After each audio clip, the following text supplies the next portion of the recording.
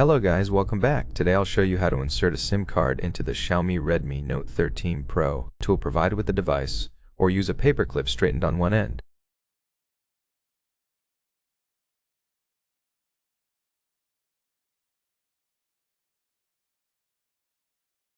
Remove the case if you have one, as the tray is located at the bottom of the phone.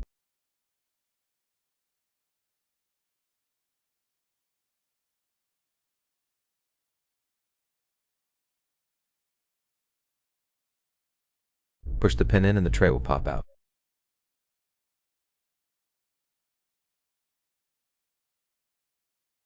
The tray has space for 2 SIM cards, one on each side. Place your SIM card on the tray, making sure it sits flush.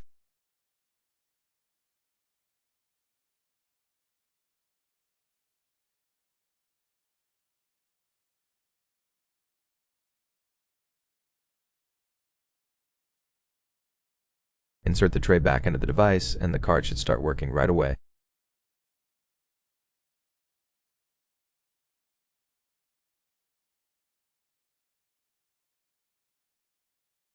If you found this helpful, don't forget to hit like, subscribe, and